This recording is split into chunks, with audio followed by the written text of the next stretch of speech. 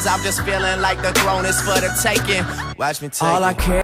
When the higher ups have all come together as a collective with conspiracies to end my run and send me a message.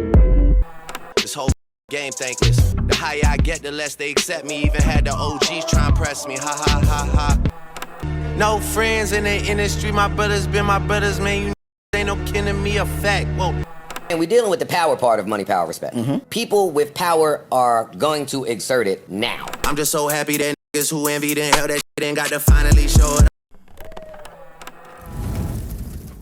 In history, runs in the music industry aren't foreign. Some of the biggest moments in music history occurred because an artist was on a run, used that leverage to their advantage, and capitalized off it. Tupac had his run, so did Biggie, 50, M, Dre, Hove.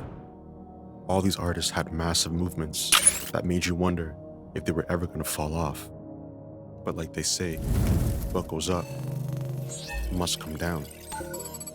And sometimes, what does come down might actually be orchestrated by higher power.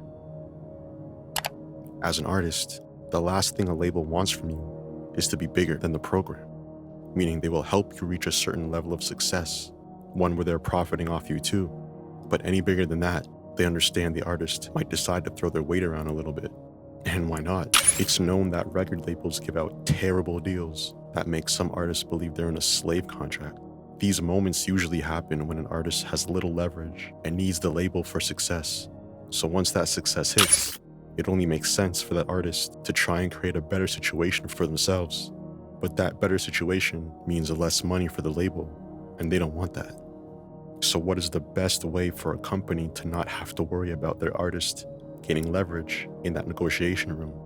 Maybe hope for something that affects the stats used for that meeting. Now, what does that mean? Well, Drake has been on his run since about 2009. Now, the difference with runs in the past and Drake's run right now is that it has gotten harder for labels to affect the reputation of an artist, especially if the artist doesn't need the label to even create the music. When 50 Cent lost some of his star power, it was because the labels thought 50 Cent was getting too cocky, and they didn't like that. They could no longer control him. So in order to affect his leverage, which was record sales and numbers, they started advocating hard for our rising star in Kanye West, which resulted in the famous album battle between him and 50. If 50 would have won that battle, he would have continued to run the game how he wanted, on his rules.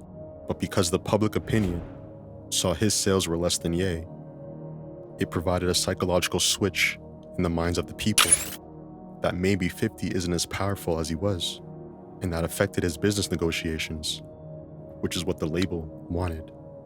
Just as they can hype your numbers, they can give that same energy to diminish them.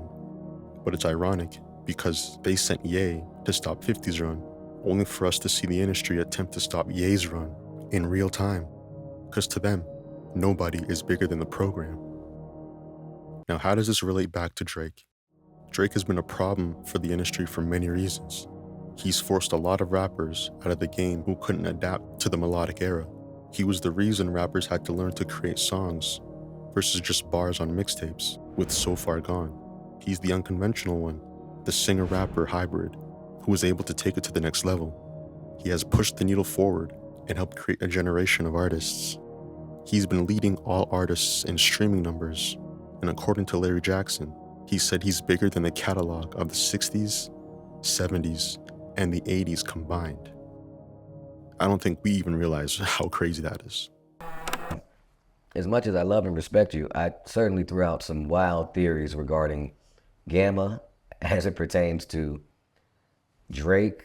So the thing that I'll say to you about the artist you just mentioned is that if you look at his music, he's bigger than the 70s, 80s, and 90s combined. I don't mean like one artist from that era. I mean all of those eras combined.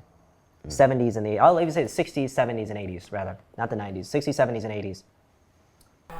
He's coming more and more of an independent entity. And even though he's working with labels and says he doesn't see that changing, the labels still have issues with the powers he's gaining. Now, Drake is also in the middle of his $400 million deal with Universal. he went from being signed to 2 or 3 different people, which means labels were getting majority of his money, to now being signed directly to Universal Music Group. Over the years, the labels see that they've been making less and less money off Drake as he makes more. If you're the label, how do you think you would fix that? Let's step into their shoes for a little bit. Now you know that if Drake continues to evolve, that next contract negotiation may cut your percentage down even more. So you need your own leverage. Now how do we do that? Labels have control in the media. Media controls how people look at you.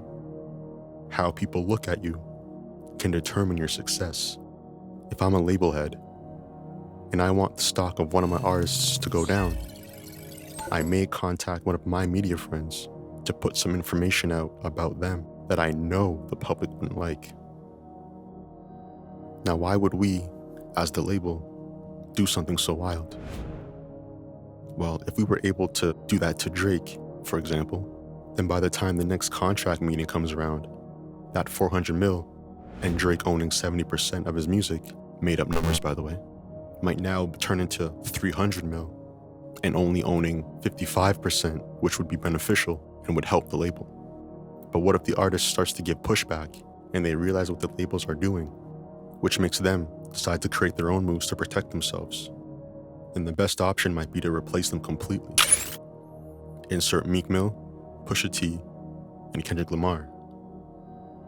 As you already know, all 3 of these artists have engaged with Drake in rap battles that have all ended with a change of view in how we see him.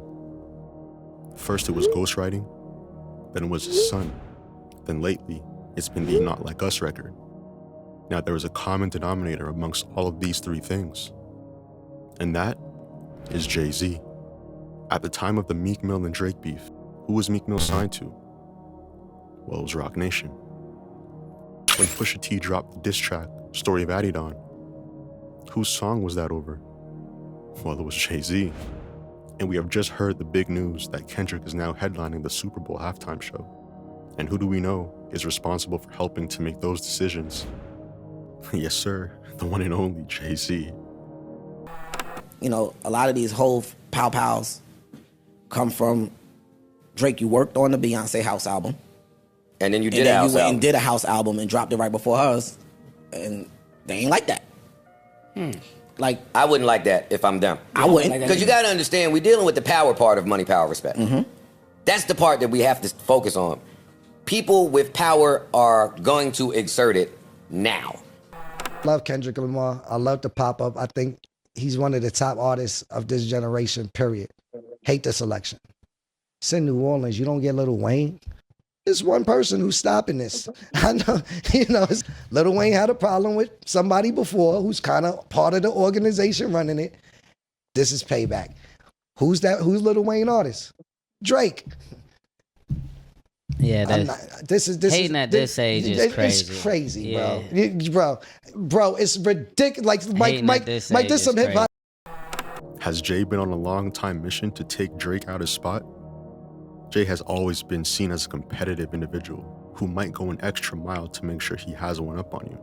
I'm also far from the first person to ask or notice these movements from Jay, as he has history with people like Dame Dash, Cameron, and Mace, who have stories on Ho moving in subtle ways to make sure he stayed ahead, like deleting verses. And Jay-Z took Cameron's verse off? Yeah, man. Oh, it was one for Petey Crack? It was the original version of One for Petey Crack. Cam had saw me perform it at like some show I had in Philly. He's like, yo, next time you come up to New York, go to Baseline, record it, leave it for me, and I'll hop on it with you. I'm playing it for everybody in the studio. I'm excited, you know what I'm saying? Jay comes in, and he like, yo, what's that, man? I was like, yo, this new shit I did, man. Yo, so I told the engineer, yo, play that for Jay. My verse went on and shit. And then Cam part come on. Jay tapped the engineer like, yo, stop that for a second. So yo, delete that shit. I'm like, the record just stopped like, Ugh. So we did the song.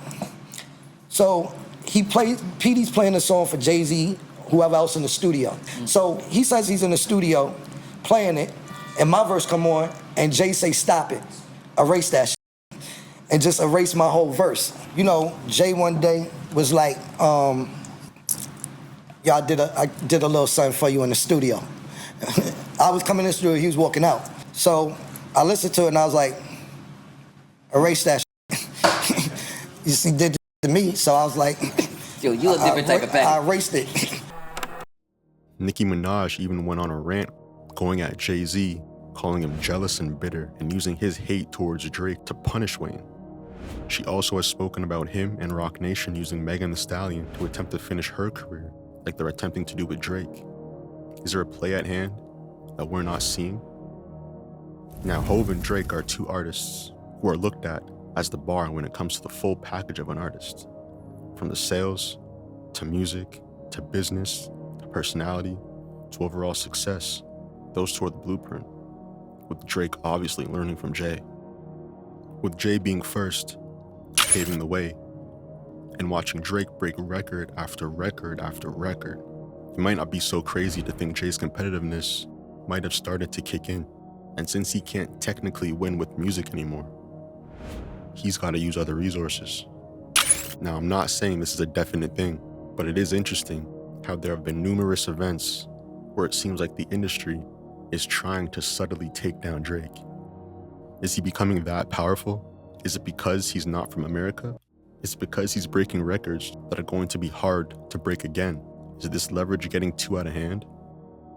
Now, I don't think we've ever seen an entire industry try to take down one person like this. Well, maybe since Michael Jackson. And I say that because they're both being painted with the same label. Man, do you know how crazy it would be if the Super Bowl, the most watched show in the US, with the numerous big name companies sponsoring the event, allowed an artist to call another artist a PDF file? This is the next level character assassination we haven't seen before. That, mixed with Kendrick probably dropping an album around the same time, those sales are looking to be an easy #1 album, possibly 600 to 700K first week. Now, if this happens, it will be used as another stat to show Drake he might not be as powerful as he once was. Is this what the world wants? I know growing up we were taught that more money, more problems, and success brings jealousy and envy. Is this what they meant? Or do people think that this is deserved for Drake?